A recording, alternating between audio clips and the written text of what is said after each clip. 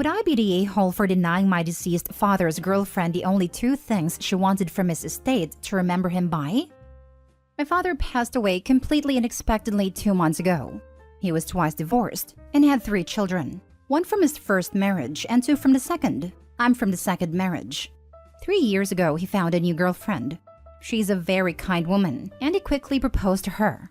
She accepted, but on the condition that he moved out of his old apartment. The apartment has 9 rooms, all filled with documents, memorabilia, broken or very used designer furniture, and personal items. He never moved out. He simply couldn't muster the energy to clean it all up, and so they were never married. His girlfriend isn't mentioned in any will, probably because he expected to be married to her soon enough for it not to matter. Legally, she inherits nothing. She's now asked us to give her 2 things to remember him by: a wristwatch and a silver bowl. It just so happens that these are the 2 most valuable items in the entire apartment, probably around $10,000 each. We don't know if he promised them to her or if she's just scoped them out when visiting him. We do know that he's already given her gifts worth around $100,000 and that she's well off financially. We could all really use some extra money at the moment. Some of us have small children, and one is saving up for a wedding. Would I be the a-hole for telling her that we're keeping the items, probably with the intention of selling them? Now for the top comments. I felt like there is far too much left out here. I'm ignoring the will part because it seems pretty clear-cut on who those items belong to legally. I'm more curious in what the situation was while they were together and how much his kids were a part of his life. It's so sad to see family crawl out of the woodwork when someone dies because they stand to inherit. A family friend had to deal with her next-door neighbor's kids showing up and contesting the revised will of the neighbor because it changed it from the kids getting everything to the friend being the sole heir. He was of sound mind when the will was changed and everything had been filed correctly, so fortunately all it did was waste everyone's time. Friend had no idea about the change until the attorney contacted her. His reasoning was that his kids almost never contacted him while the friend brought him into her family and took care of him after his wife passed. Did all of the yard work, cleaned his house, drove him anywhere he needed to go, invited him for dinner every night, etc. I would say that while you have no obligation, take a long, hard look at your father's time with his girlfriend as well as yours when deciding what to do. Get the 2 items appraised. Offer to sell them to her at an amount that you adjusted down according to your evaluation of her relationship with your father and yours. All of us siblings are close. 2 of us were very close with our father, and 1 fell out with him years ago but had just started reconciling with him. He was close with his girlfriend, but in a bachelor kind of way. They went on dates. He bought her lavish gifts, but they didn't stay over much at each other's places. After his death, his 2 ex-wives have helped out more with the planning and organizing than she has. In fact, she hasn't helped at all. Not the a-hole. Perhaps consider talking with the executors of the will to give her the first option to purchase the items from the estate. If it hasn't been done, the executors should secure the home and consider changing the locks. Things go missing at this point all too often. I am sorry for your loss. Wills are difficult, especially since you should be allowed a time to grieve. I hope your family are all approaching this together and are supportive of one another. Thank you. That's a good idea. We are working together sorting through the items, but frankly, it's years worth of collecting. My 2 siblings also have quite strong opinions, so agreeing on a matter like this is close to impossible. Furthermore, to complicate the matter, my own mother, his former wife, would like to buy the silver bowl from us. We're fairly sure she should have it, as she has previously owned it with him and misses it. Not the a-hole. It just so happens that these are the 2 most valuable items in the entire apartment. What a wild coincidence. Tell her no, and remove the items from the apartment before she uses her spare key or gets the superintendent to let her in to take them. I know, right? We have removed them long ago and are debating where to store them. I'm sure the house itself is 100 times more valuable than those 2 items though. It's a rented apartment. If he owned it, it would be worth millions as it's located in a popular area. It's drafty as balls though, and hallways are topsy-turvy from the building settling over time. Next story. Am I the a-hole for not wanting to get rid of my office so my boyfriend's kid can have his own room?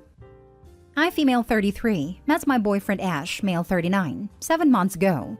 4 months ago, he lost his job and couldn't afford his rent. We were only seeing each other for 3 months, so we've never discussed moving in together, so I was surprised when he asked me to move in. He promised it'll only be for a month, 2 at the most, and then he'll find someplace else. It's been okay living with him, and he still stayed until now as he's still looking for a job. I inherited a house from my grandparents, which I own on my own. It's got a ground floor with sitting room, kitchen, bathroom, drawing room. It's not an actual room. It's more like patio with windows around it. Upstairs, there's a master bedroom and a bathroom. It used to have 2 other bedrooms, but I run a small business for a living. Think Etsy and stuff, and I have been very successful for the past 5 years. So I remodeled those 2 bedrooms into a huge office which I need for work. I wasn't made aware of this before he moved in, but he has a 12-year-old son that he sees once a month. I haven't met him yet, but Ash wants it to happen soon. Ash started hinting that we should do some changes and paint and change the office into 2 bedrooms like it used to be as he saw photos, so I can use one as an office and one for a son. My first reaction was absolutely not. I explained that I need my office the way it is and can't downsize it, especially now during Christmas rush. He pushed, and I clarified that I am not going to make a bedroom for a child I haven't even met yet, that he only sees once a month. He started crying and called me a selfish witch. He started saying that I didn't care if he has a bond with a son, and he couldn't believe that I didn't want to meet him. To make matters worse, he keeps pushing me to do it, sending me photos of boys' rooms, making a wish list for Amazon, and every time we meet Myra's friends, he tells everyone that I don't want this child to have his own bedroom, and I may turn into an evil stepmother. I keep having to do damage control, but some people believe him and think I'm a witch. And my head is a mess. I'm starting to think I may be selfish here, considering the boy lives with his mother and siblings and he shares his room with 4 other kids. Am I the a-hole for not wanting to convert my office into my boyfriend's son's bedroom? He lost his job and couldn't afford his rent. We were only seeing each other for 3 months, so we've never discussed moving in together. I was surprised when he asked me to move in. I wasn't made aware of this before he moved in, but he has a 12-year-old son that he sees once a month. I haven't met him yet, but Ash wants it to happen soon. Ash started hinting that we should do some changes and paint and change the office into 2 bedrooms like it used to be. He started crying and called me a selfish witch. He tells everyone that I don't want this child to have his own bedroom and I may turn into an evil stepmother. Why are you with this person? He is a jobless mooch who lies to you and tries to control your belongings and possessions while using up your kindness and generosity. Kick this idiot to the curb ASAP. Not the a-hole. Literally all of this. Get him out before he's there long enough to claim tenancy and you have to pay money to evict him. This is only going to get worse. If any partner got mad and called me a witch, selfish or otherwise, they'd be out on their butt before they knew what was happening. There is a good term for this. Hobosexual. Not the a-hole. Look, time to open your eyes here. You met this guy 7 months ago. 3 months after meeting, he moves in for a month or 2 tops. Now it's been 4 months and not only he is not leaving, he's not working and he wants you to change your house around to accommodate a kid who is there once a month, whom you've never met. If you can't see the laundry list of red flags here, I don't know what to tell you. Get an eviction notice in writing so you are legally covered and serve it to him. He's gotta go. It only gets worse from here. Not only has she never met the kid, but from the way she wrote it, it sounds like she didn't even know he had a kid in the first place. Next story. Am I the a-hole for not paying for my stepdaughter's tuition because she wants to be a doctor? My wife and I have been married for a decade.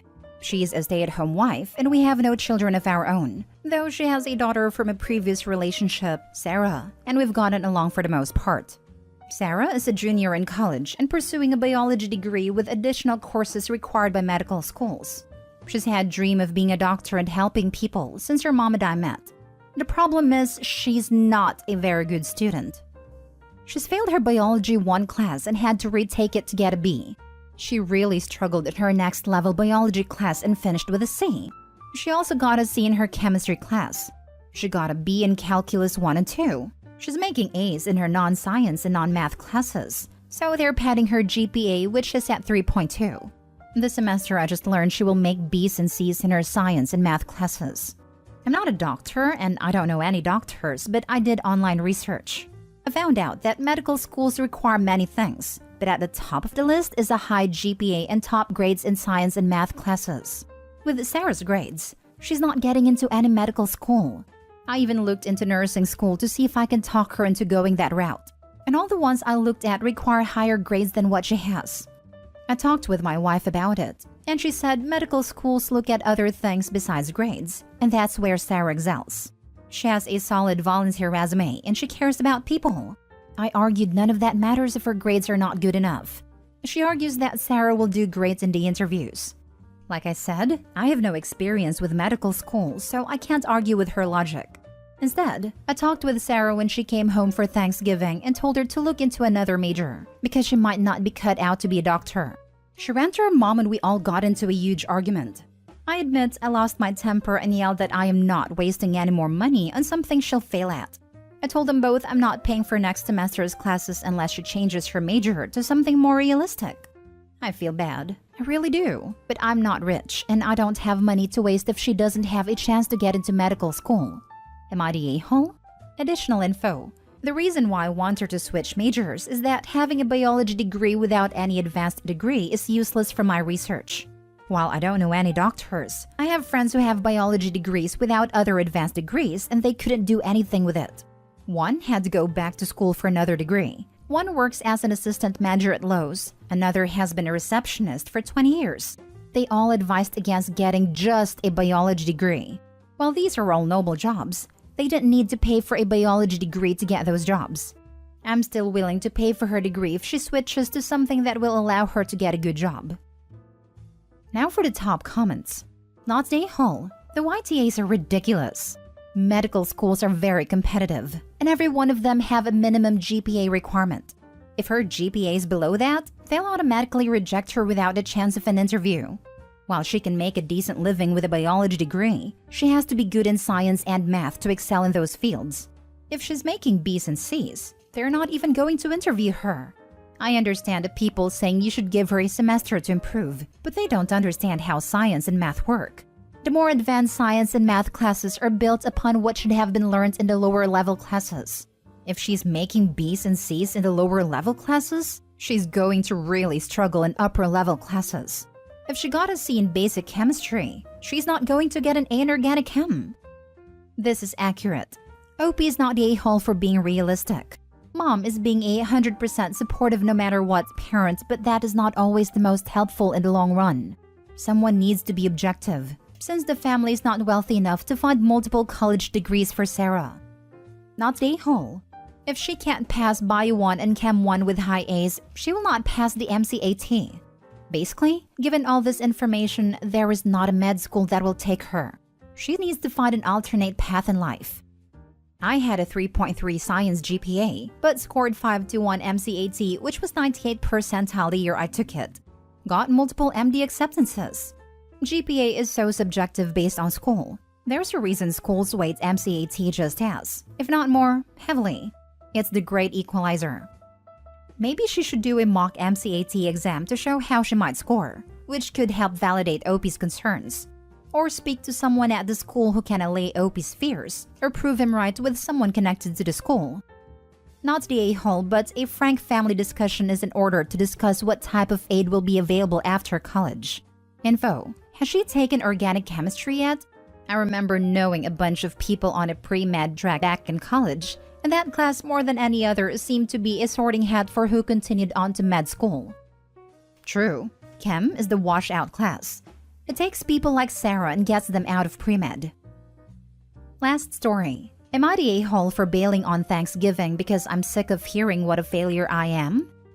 I, 28 male, come from a family where everyone joins the Marines.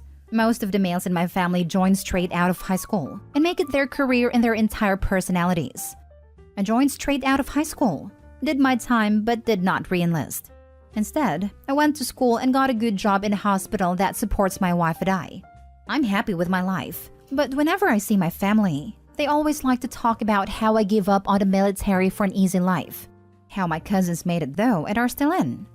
Since it's November, every Thanksgiving has to have a Marine birthday cake and leads to comments about me not acknowledging that's Marine's birthday on Facebook. Just dumb stuff that doesn't even matter.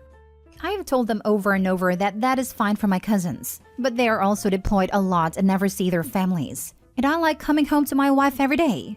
One of my cousins is 21, married to the first girl who spoke to him and now has a 1-year-old. This is who they compare me to because I'm 28 with no kids. That's fine if that's what he wants, but not for me. I told my mom this year my wife and I are going to stay home and do our own Thanksgiving. She's upset and calling me immature, saying they're just kidding and I'm too sensitive. But I'm sick of getting put down every holiday and family get-together for choosing a different life path than them. Not the a-hole. If you do end up going, bring the Crayola tub of crayons and set it out with the desserts. LMAO.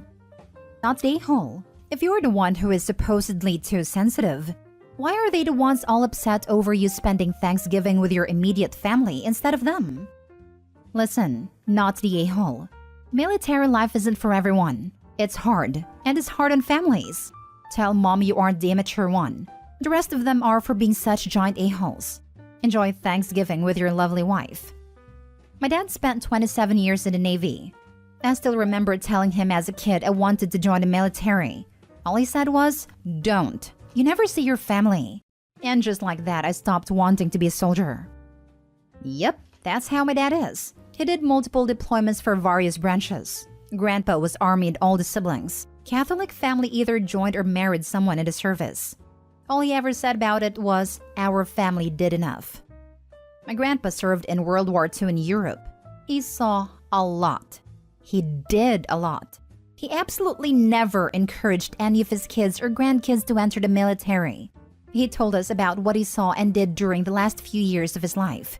He was an 18-year-old kid bombing Germany. He never wanted that for any of us. At 95, his voice was still haunted by the things he had to do when he was 18. Families that encourage their kids to join the military, knowing and hoping they'll get sent into war zones, are insane to me. I would never want my family to be forced between taking a life or dying should that come up. Opie did his time and wants nothing to do with it. Can't say I'd want to do anything to do with my family ever again if they mocked me for not wanting to be a part of that any longer.